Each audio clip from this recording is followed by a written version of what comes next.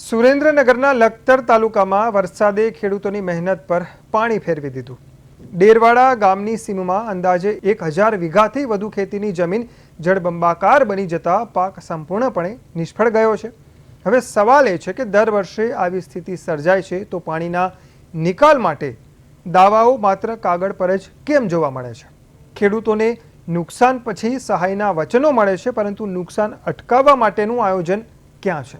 શું ખેડૂતોનું ભાગ્ય માત્ર કુદરત પર જ છોડી દેવાયું છે કે પછી તંત્ર પોતાની જવાબદારીથી આંખ આડા કાન કરી રહ્યું છે?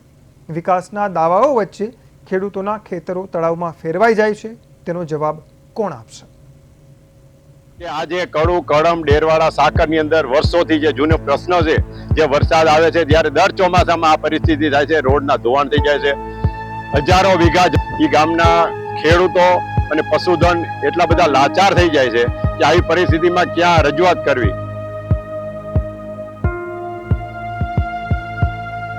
થયા પછી અમારા ડેરવાડા ગામની અંદર 1500 થી 2000 વીઘા જમીનના પાકનું મોટા પાયે ધોવાણ થયું।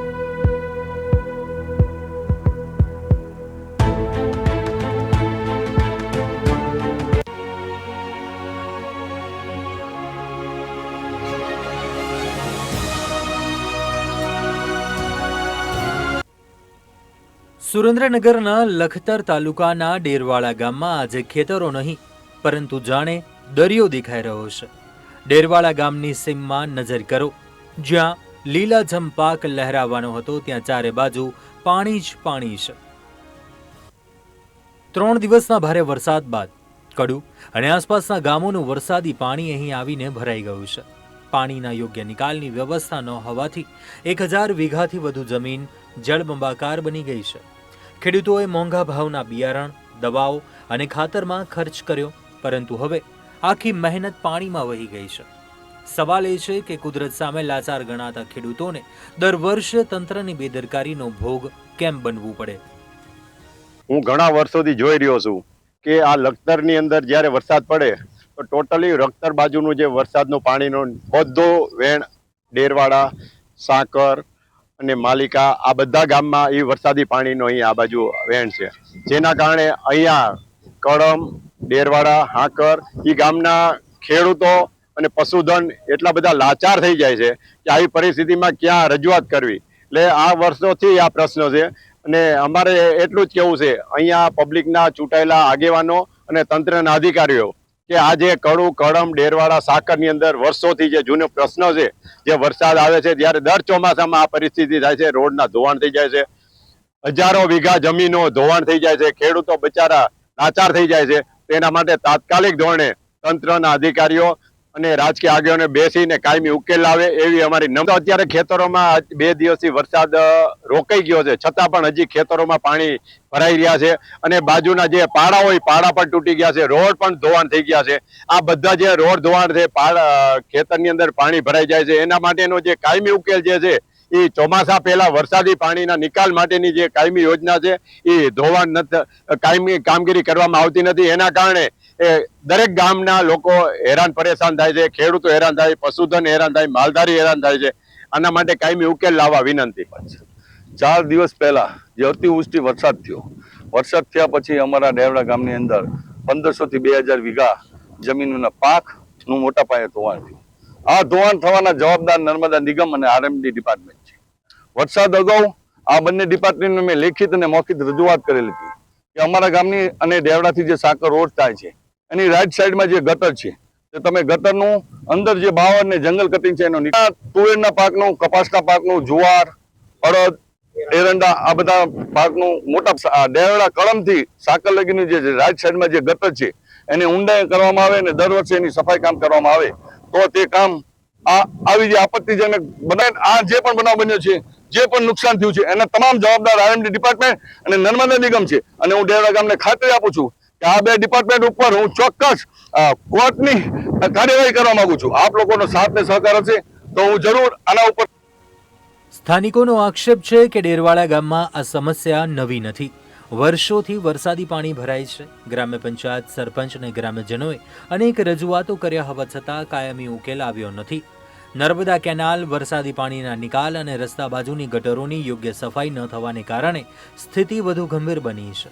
પ્રશ્ન એ છે કે રજૂઆતો ફાઇલોમાં દબાવવા માટે હોય છે કે સમસ્યાનો ઉકેલ લાવવા માટે? જો દર વર્ષે એક જ જગ્યાએ પાણી ભરાય છે તો કરોડોના વિકાસના દાવા કયા કામના? આ અતિવૃષ્ટિ જેવો જે ભયંકર વરસાદ થયો અચાનક, ખેડૂતોને ભયંકર નુકસાન. અમારા ગામની બાજુનું ગામ કળમ, બંને ગામની થઈને 20,000 વીઘા જમીન છે. 20,000 વીઘા જમીનની અંદર ખેડૂતોએ ટોટલ વાવેતર કરી દીધા હતા. મુખ્ય પાક કપાસ, એરંડા, જુવાર, તુવેર વગેરે પાકો. હવે આ પાકો પાણી આપ જોવો છો એમ ભરાતા પાક સદંતર નિષ્ફળ છે.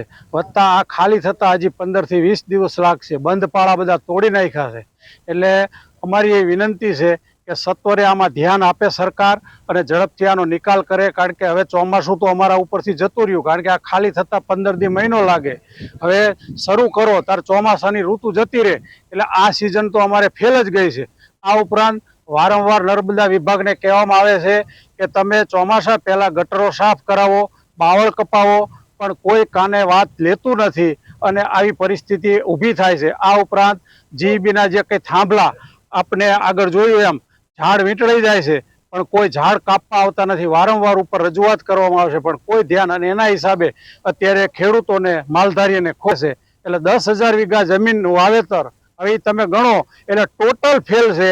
એટલે દરેક ખેડૂતોએ અત્યાર સુધી જે કંઈ મહેનત કરી એ તો એનું આર્થિક બધું ડીઝલથી માંડીને, ખાતરથી માંડીને, બિયારણ મોંઘા ભાવના બધા પાણીમાં ગયા. હવે નવેસરથી એકડો ઘૂંટવાનો, અને એ પણ એવો ઘૂંટવાનો કે ચોમાસાની સિઝન જતી રહી, કોઈ પણ ઋતુ જતી રહે અને તમારે કામ કરવાનું, એટલે તમે શું ઉત્પાદન લઈ શકો? એટલે ટૂંકમાં ખેડૂતોને દુષ્કાળ જ ગણવા. સાકર, ડેરવાડા અને કળમ ખેતરોની અંદર પાણી ભરાઈ ગયેલ છે. ગ્રામજનો તથા સરપંચશ્રીઓ અથવા માલધારીઓ બધાને ઘણું નુકસાન છે. ત્યાંથી અહીંયાથી જે લખતરથી પાણી આવે છે ત્યાંનું પાણીનો નિકાલ હાલ ડેરવાડા અને કળમ અને સાકર ત્યાંથી નિકાલ ઓછો છે. ત્યાંથી ગ્રામજનોની એક રજૂઆત છે કે જલ્દીથી જલ્દી આ ખેતરોની અંદર પાણીનો જલ્દી નિકાલ રાજ્ય સરકાર દ્વારા સુધી પહોંચે અને જલ્દીથી જલ્દી. ખેડૂતો કહે છે કે હવે આ પાણી 10 થી 15 દિવસ સુધી ઉતરવાની શક્યતા નથી, એટલે પાક બચવાની આશા પણ ઓછી છે. સતત આર્થિક નુકસાન ભોગવતા ખેડૂતો માટે હવે ખેતી જ જોખમનો વ્યવસાય બની રહી છે. શું સરકારનું કામ માત્ર નુકસાન પછી સહાયની જાહેરાતો કરવાનું છે, કે પછી આવી સ્થિતિ ફરી ન સર્જાય તે માટે કાયમી આયોજન પણ કરવાનું છે? ખેડૂતોને રાહત પેકેજ નહીં પરંતુ પાણીના નિકાલની વ્યવસ્થા જોઈએ છે. સિંચાઈ હસ્તકના જે કોઈ તળાવોના પાળા તૂટ્યા છે કે નાદુરસ્ત થયા છે એમને પણ સ્ટ્રેન્થનિંગ કરવા માટે સૂચના આપી દેવામાં આવી છે. અમારા તમામ પ્રાંત અધિકારીશ્રીઓ અને તાલુકાના પ્રભારી અધિકારીશ્રીઓ છે આજે તાલુકાના અધિકારીશ્રીઓ સાથે સંકલન કરીને ફિલ્ડમાં આ કાર્યવાહી થાય તે સુનિશ્ચિત કરશે. મામલતદારશ્રીઓ અને તાલુકા વિકાસ અધિકારીશ્રીઓ જ્યાં જે કોઈ મદદની અત્યારે જરૂર હોય તે પૂરી પાડશે. તેમજ જે કંઈ ક્ષતિઓ થઈ છે એ ક્ષતિગ્રસ્ત મકાનો હોય કે માનવો હોય એમને તાત્કાલિક અસરથી પુનઃસ્થાપિત કરવા માટેની જે કોઈ કાર્યવાહી કરવી પડે એ કરશે. સર્વેની કામગીરી પણ પૂર્ણ કરવા. ઉલ્લેખનીય છે કે થોડા સમય પહેલા વરસાદની અછતની ચર્ચા હતી. આજે એ જ વરસાદ ખેડૂતો માટે મેઘ કહેર બની ગયો છે. જ્યાં અનાજ ઉગવું જોઈએ ત્યાં પાણીનો દરિયો છે. જો વર્ષો સુધી એક જ સમસ્યા સામે આંખ આડા કાન કરવામાં આવે તો તેને કુદરતી આફત કહેવી કે વહીવટી નિષ્ફળતા? હવે ખેડૂતોનો સવાલ સ્પષ્ટ છે. ટેક્સ, યોજનાઓ અને વિકાસના દાવાઓ પછી પણ જો ખેડૂતો દર વર્ષે ડૂબે તો જવાબદારી કોણ સ્વીકારશે? કારણ કે ખેડૂતો હવે માત્ર આશ્વાસન નહીં, કાયમી ઉકેલ અને જવાબદારીની માંગ કરી રહ્યા છે. બ્યુરો રિપોર્ટ, પ્રદેશ 24 ગુજરાતી.